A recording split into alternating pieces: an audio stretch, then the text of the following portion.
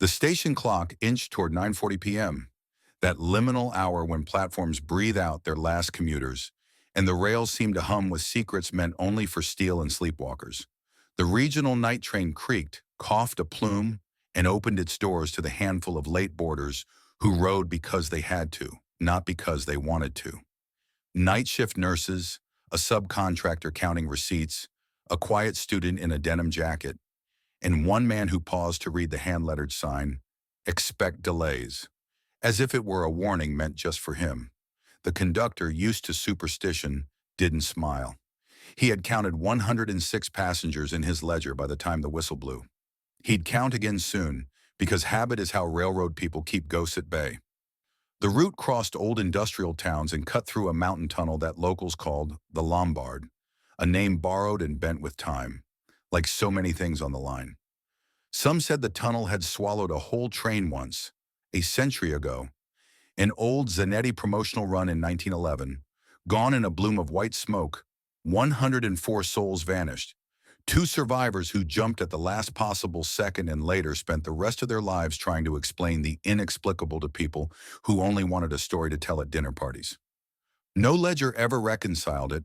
No timetable accounted for the distance between entrance and exit. Whether it really happened became less important than how often the story was retold. Tonight, the student with the denim jacket scrolled past a thread about it, and because it was late and the brain plays, clicked save. Compartment lights flickered in a rhythm that made the windows look like underwater glass.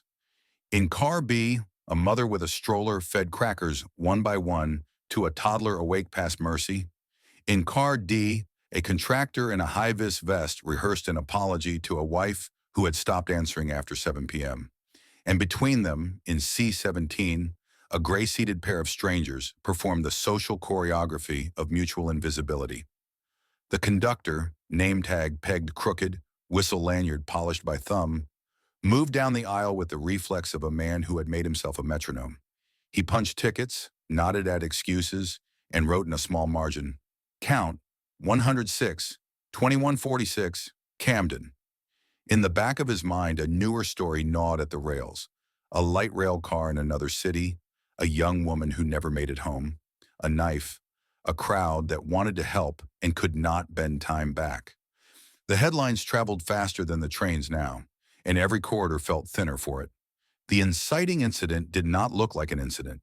It looked like the student standing and stepping into the corridor when the car's restroom vacancy light died. It sounded like the conductor's clicker snagging a beat behind the sway. It tasted like copper on the tongue when the locomotive eased into the mouth of the tunnel and the air changed pressure with a soft, almost polite thump. The phone screens made moth rectangles on faces. Someone muttered that tunnels always make ears ring. Another muttered that the Zanetti train never came out the other side, and half smiled to show it was a joke. In the dark of the tunnel, the window reflection became a second compartment layered over the first, two worlds sliding past each other for a mile. The mother tucked a blanket, the contractor checked his ring, and the conductor, out of reflex, counted under breath. 104, 105, 106. The train shuddered once, like hitting a seam in the earth. Lights hiccuped off, then on. For perhaps 2 heartbeats, each passenger saw only the reflection of themselves, and behind a room where everyone was turned slightly away, as if caught pivoting toward an emergency announced in another language. When the lights steadied, the conductor looked down at his ledger, then up the aisle, and felt an old, irrational dread. The number had fallen out of his head like a dropped coin. He clicked the counter 3 times, stopped, backed it off, started again. Habit holds ghosts at bay, he told himself. Habit and hard numbers. The train dove deeper into the mountain, and the clock didn't tick so much as hold its breath.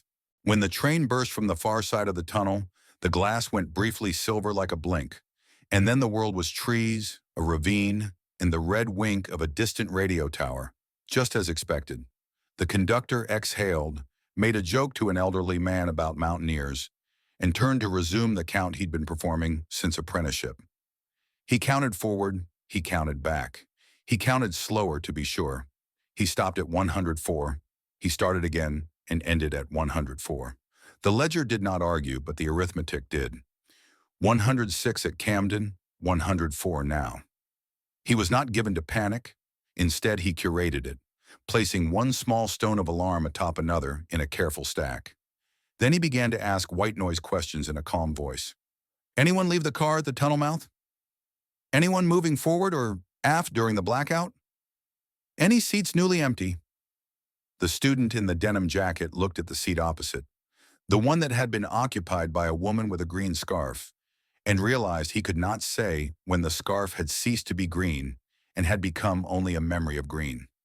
The first tension peak came bluntly at the next stop. The doors opened, no one boarded, and the platform attendant raised two palms for hold. A uniformed railway supervisor stepped on with a portable clicker and a face that suggested he had already taken a call and did not like what he had heard. Report of a possible medical in Car D, he said halfway to a question. The conductor nodded, palms open in a peaceable sprawl, and they moved together. In D5, the contractor in the Urchvis vest stood, then sat, then stood, as if hoping the correct posture might produce the wife who had not answered. The supervisor checked a camera feed on his tablet, a glitchy, tunnel-black rectangle for exactly 19 seconds, bookended by normal footage. He wrote 19S blackout and entry/exit not observable. The conductor wrote ledger discrepancy -2. They both wrote down Zanetti rumor resurfacing in car C because someone had said it, and one said even jokes become part of the official weather. By the second stop, the rumor had outrun restraint. Someone had heard that two passengers fell between cars.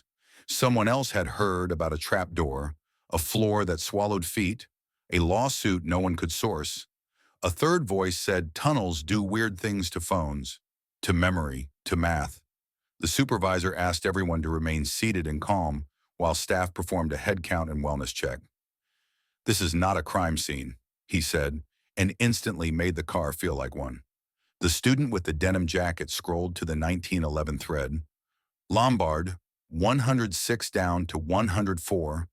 White smoke, two survivors who jumped, and a fog of coincidence settled into place. He raised a hand and said, "There's a precedent," then felt ridiculous for trying to share folklore with men carrying radios. Still, someone behind him said, "Two missing on that one, too." The supervisor did not answer. He wrote folklore match on his pad, then underlined it, not because he believed it, but because writing is how railroad people keep fear tidy. Pause and reflect. It is easy to mock stories about tunnels eating trains until standing in a carriage where a scarf-shaped absence now marks a person-shaped absence. It is easy to be glib about coincidence until arithmetic refuses to be moved by charm. A light rail train in Charlotte had turned a community into advocates because a stranger's last moments had been seen and still not prevented. The sickening impossibility of helping too late is an old, unsolvable riddle of public space. That feeling, too late, was climbing the aisle now, hand over hand. The contractor in the vest finally called his wife and left a message that began, "I'm on a train where something strange is happening, but I'm coming home." A promise held together with thread. The second tension peak arrived as protocol did what protocol does: contain, clarify, concede. The conductor and supervisor closed car C and D to through traffic, called ahead to dispatch to request law enforcement at the next major station, and initiated a car-by-car positive identification sweep. Names to tickets, faces to manifest. It should have been easy. It wasn't. 2 tickets, purchased with cash at Camden, linked to initials only, MG and SR, and seats C17 and C18, both now empty. The student's seat map memory said green scarf in C18, older man with a briefcase in C17. No one had seen either stand after the tunnel. The cameras in the coach vestibules recorded darkness during the 19-second blackout, then ambient chop and sway. No doors registered as open between cars. The mathematics of sealed spaces dug its heels in. If no exit, then presence. If no presence, then exit. But the counter said 104. The supervisor, pinching the bridge of his nose, said what none of them wanted to say. "We need to check the tracks behind us." At the next signal sighting, they did. Track walkers, summoned by radio, hiked the last half mile of ballast at the tunnel's far end, with headlamps like will-o-wisps. They found no body, no torn fabric, no scuff of leather against stone. They found, however, a damp patch of the tunnel wall where mineral seep turned white under the lamps, feathering into the air like breath on a cold day. The foreman, a skeptic by training and temperament, recorded it as efflorescence and kept walking. The legend liked the word white smoke. The ledger preferred efflorescence. Both would remember the same image. The radios cracked with static. The supervisor on board wrote down the time. The conductor, despite himself, wrote 104 one more time in the margin, as if repetition might coax the numbers back into line. As the train rolled toward the major station where police waited, a quiet story grew underneath. The students scrolled and found an old Australian case, a woman who vanished from a station car park at night and was never found. Trains are not just vehicles. They are borders where people appear and disappear, with or without tunnels. If this was a border, who was the border agent? And what had been stamped departed without permission? The student tore a page from a notebook and wrote the initials MG and SR and drew a square for each seat, then left both squares empty because that felt like telling the truth. The platform at the major station was a wedge of blue lights and quiet authority. Transit police boarded, calm as accountants, and began at the beginning. Names, faces, tickets, manifests, camera times, radio logs. The supervisor handed over the 19S blackout. The conductor handed over the ledger with its stubborn 106 and 104. The student handed over the piece of paper with the empty squares. The officer leading the team had, taped inside her notebook, a printout about a century-old myth because even professionals are citizens of the same stories. She did not believe myths. She believed patterns, and patterns sometimes rhyme with myths by accident. She asked one question that widened the room. Were seats C17 and C18 sold together? The answer was no. The initials didn't match. Then why are they paired in everyone's memory? Silence, then the whisper of someone who had been certain of a green scarf and was now less certain of green. The twist did not come from the tunnel. It came from the timetable. Dispatch produced an anomaly report from one station back. An unscheduled service car had been moved onto an adjacent maintenance siding for 19 seconds to allow the night passenger to pass priority through the tunnel. 2 track workers had stood by, logged the shift, and watched the passenger train's windows flicker in the tunnel as always. Their body cams showed the siding submerged in shadow as always. But something else rode the rails in those 19 seconds. Radio silence.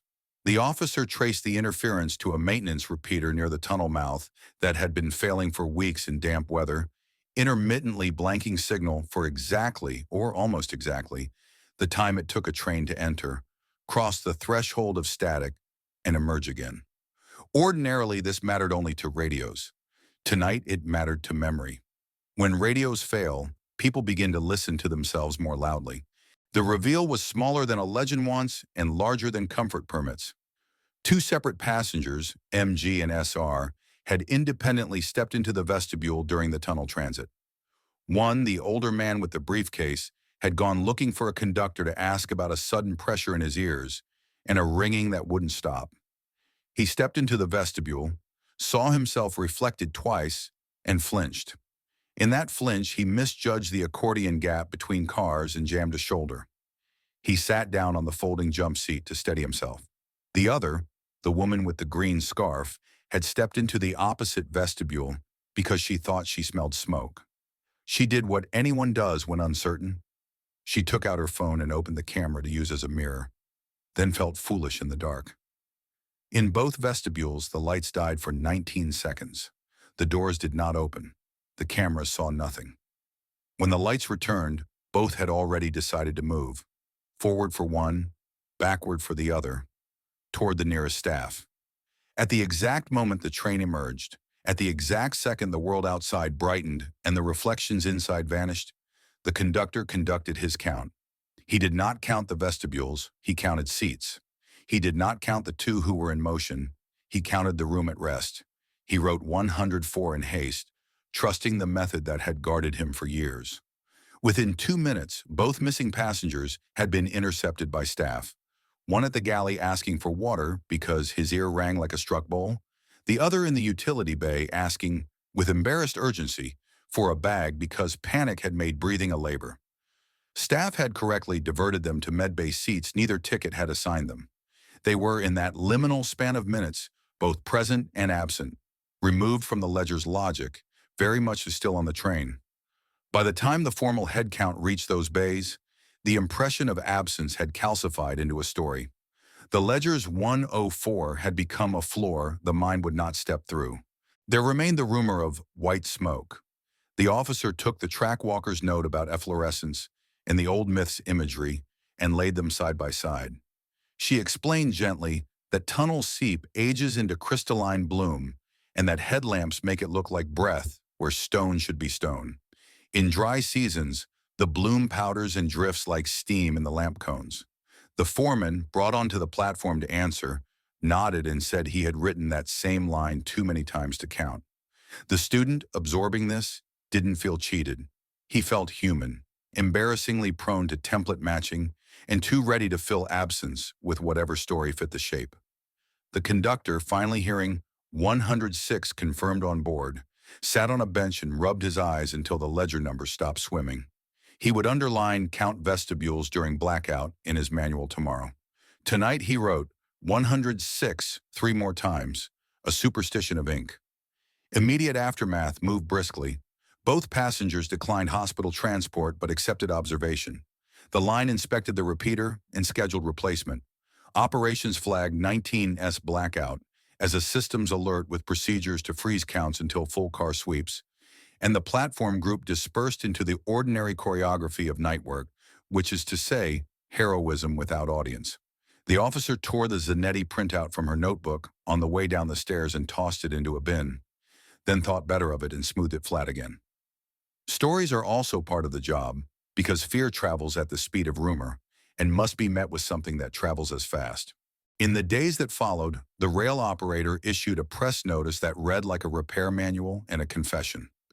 Communication repeater faults near the tunnel had caused intermittent blackouts. Procedures were amended. Staff commended. No passengers injured.